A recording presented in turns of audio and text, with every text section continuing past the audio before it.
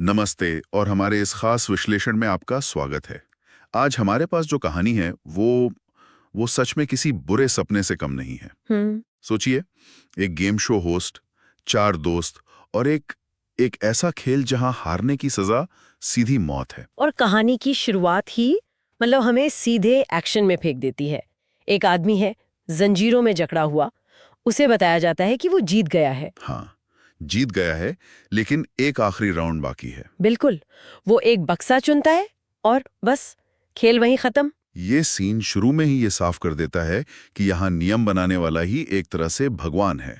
तो चलिए इस कहानी की परतों को खोलते हैं और समझते हैं कि ये चार दोस्त इस जानलेवा खेल में फंसे कैसे, और इसके पीछे की असली वजह क्या थी। हाँ, तो कहानी का जो सेटअप है वो बड़ा क्लासिक है। चार दोस्त हैं, जेम्स, मेलिसा, मैथ्यू और अनीता। और वो जेम्स के एक आलीशान फार्म हाउस पर छुट्टी मनाने आए हैं। हाँ, और जेम्स जो है वो अमीर है और थोड़ा कंट्रोलिंग भी है। इसी वजह से दोस्तों के बीच एक एक हल्की सी तल्खी सी है। हाँ, एक अंडरकरंट है तनाव का। बिल्कुल।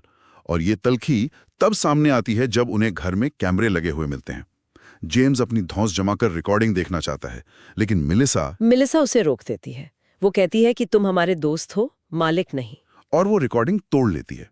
ये एक छोटा सा पल है, पर मुझे लगता है बहुत कुछ कहता है ये छोटा नहीं बल्कि बहुत जरूरी पल है। ये सिर्फ दोस्तों का झगड़ा नहीं है। ये दिखाता है कि कैसे सत्ता, चाहे वो पैसे की हो, वो किसी भी ग्रुप को अंदर से खोखला कर सकती है। सही बात है। और बैरी जैसे शिकारी इसी तरह की दरारों का फायदा उठाते हैं। वो देख लेते हैं कि ये ग्रुप बाहर से जितना मजबूत दिखता है, अंदर से उतना ही टूटा हुआ है। और फिर चीजें बहुत तेजी से बदलती हैं। एक नकाबपोश आदमी घर में घुसता है, सबको बेहोश कर देता है, और जब वो जागते हैं तो वो एक अजीब सी जगह पर हैं।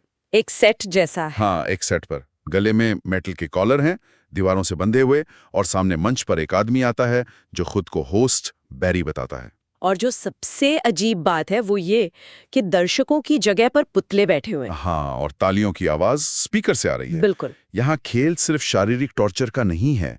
बैरी उनके दिमाग के साथ खेल रहा है, उन्हें मानसिक रूप से तोड़ने की कोशिश कर रहा है।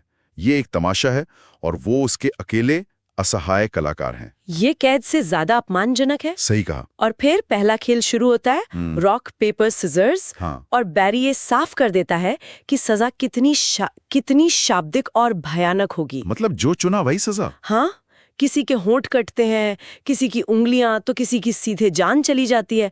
लेकिन यहाँ एक दिलचस्प बात होती है। अनीदा जो शूट चुनती है, हाँ।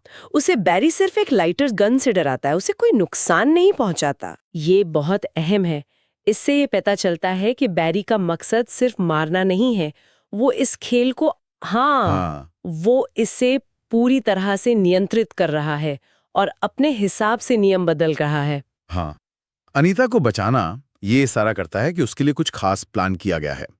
बाकी लोग शायद सिर्फ मोहरे हैं, असली निशाना कोई और है। और ये मनोवैज्ञानिक खेल अगले राउंड व्हील ऑफ पेन में और भी गहरा हो जाता है। अच्छा। यहाँ किसी को शारीरिक दर्द नहीं दिया जाता, बल्कि उन्हें अपनी जिंदगी के सबसे बुरे राज कबूल करने पड़ते हैं।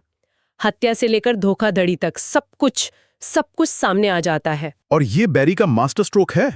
वो उनकी दोस्ती की बुनियाद पर ही हमला कर रहा है।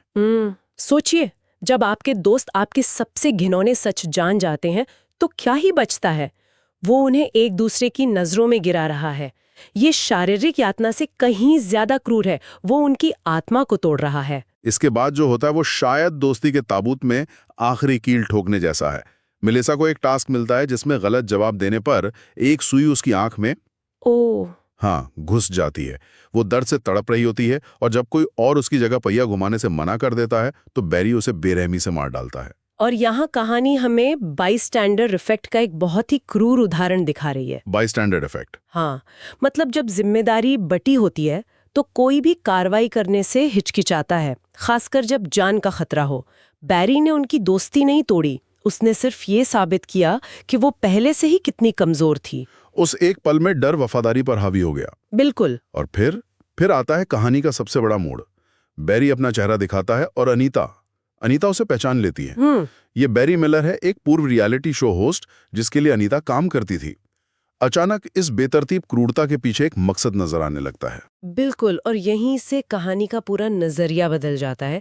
अब तक वो एक पागल कातिल था, अब वो एक ऐसा इंसान है जिसके साथ बहुत गलत हुआ है। हाँ, कहानी हमें फ्लैशबैक में ले जाती है, जहां हमें पता चलता है कि अनीता ने अपनी माँ के इलाज के लिए पैसों की खातिर अपने सहकर्मियों के उकसावे में आकर बैरी पर यौन उत्पीड़न का झूठा आरोप लगाया था। तो मतलब ये सब कुछ एक बहुत ही पर्सनल और सुनियोजित बदला है। हाँ, और जैसे ये बात सामने आती है, जेम्स बैरी को एक डील ऑफर करने की कोशिश करता है, अनीता को मार दो और हमें जाने दो। जो दिखाता है कि जेम्स ने अब तक कुछ नहीं सीखा। कुछ नहीं सीखा। वो अपने अमीर बाप का हवाला देता है, नए शो का लालच देता है। वो अब भी मानता है कि पैसे से सब कुछ खरीदा जा सकता है, यहाँ तक कि उसकी जिंदगी भी। लेकिन बैरी का खेल पैसे या शोहरत के बारे में है ही नहीं। नहीं, उसका मकसद तो कुछ और ही है। वो जेम्स का ऑफर ठुकराकर उसे भी मार देता है। इसके बाद का खेल तो और भी ज्यादा शैतानी है। बैरी अनीता को बताता है कि कमरे से बाहर निकलने की चाबी जेम्स या मैथ्यू के पेट के अंदर है। उसे किसी एक को काटकर चाबी निकालनी होगी। ओ गॉड! 1 मिनट, तो क्या चाबी किसी के पेट में थी ही नहीं? नहीं, दरवाजा मैग्नेटिक लॉक से बंद था। ये एक और मनोवैज्ञानिक चाल थी। अच्छा, वो सिर्फ ये देखना चाहता था कि अनीता अपनी जान बचाने के लिए किस हद तक गिर सकती है। क्या वो अपने दोस्त को मारने के लिए तैयार है? और वो जेम्स को मार देती है। हाँ, बैरी उसे उसकी इंसानियत के आखिरी टुकड़े से भी महरूम कर देना चाहता था। लेकिन फिर मैथ्यू वो करता है जिसकी उम्मीद किसी को नहीं थी। बैरी उसे आजाद करके अनीता को मारने का आदेश देता है। लेकिन मैथ्यू अनीता से अपने प्यार का इजहार करता है और खुद को चाकू मार लेता है। ये कहकर के उसे जिताने का यही एक तरीका है। हाँ, उस भयानक माहौल में ये इंसानियत का एक अकेला और दुखद पल है। ये एक ऐसा बलिदान है जिसका बैरी के क्रूर खेल में कोई मतलब नहीं था, लेकिन ये दिखाता है कि नफरत और बदले की इस कहानी में भी प्यार के लिए एक छोटी सी जगह थी। ये वो चीज है जो बैरी के स्क्रिप्ट में नहीं थी। बिल्कुल नहीं थी। और फिर भी ये बलिदान अनीता को नहीं बचा पाता। उसे लगता है कि वो जीत गई है। बैरी उसे एक आखिरी खेल के लिए बुलाता है जहां उसे केक मिलता है। वो कहती है कि वो बच गई है, लेकिन बैरी कहता है, मैं बैरी मिलर नहीं हूं, तुमने उसे खत्म कर दिया है।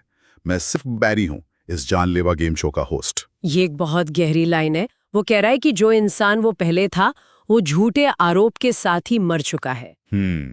अब जो बचा है वो सिर्फ एक किरदार है जिसका एकमात्र मकसद बदला लेना है। और वो अपना बदला पूरा करता है। अनीता जैसे ही भागने की कोशिश करती है, उसे भयानक दर्द होता है और वो मर जाती है। केक में जहर था। हाँ, केक में जहर था। उसकी जीत भी एक धोखा थी। क्योंकि बैरी के खेल में जीतने का कोई रास्ता था ही नहीं। अंत में पता चलता है कि उसने न सिर्फ अनीता और उसके दोस्तों को मारा, बल्कि उन सहकर्मियों को भी जिन्होंने अनीता को उकसाया था। हाँ, और उस शो के प्रोड्यूसर को भी, जो इस पूरी साजिश के पीछे था। अनीता के दोस्तों को सिर्फ इसलिए मारा गया ताकि मरने से पहले अनीता सब कुछ खोने का दर्द महसूस कर सके, ठीक वैसे ही जैसे बैरी ने किया था। तो जो एक बेतरतीब क्रूरता की कहानी लग रही थी, वो असल में एक बहुत ही सुनियोजित और जटिल बदले की दास्तान निकली। बैरी ने एक एक करके हर उस इंसान को खत्म कर दिया जो उसकी बर्बादी के लिए जिम्मेदार था। और यहीं आकर ये कहानी एक मुश्किल सवाल खड़ा करती है। बैरी ने सिर्फ दोषियों को निशाना बनाया, उसकी अपनी एक नैतिकता थी, भले ही वो कितनी भी भयानक क्यों न हो। बदला लिया। क्या वो उससे उन लोगों से बेहतर बनाता है जिन्होंने उसके साथ गलत किया था? ये हमें सोचने पर मजबूर करता है कि न्याय और बदले के बीच की वो बारीक रेखा कहाँ धुंधली हो जाती है, जहां इंसाफ की लड़ाई लड़ने वाला खुद ही सबसे बड़ा राक्षस बन जाता है। बिल्कुल। और इसी सवाल के साथ हम श्रोताओं को छोड़ते हैं।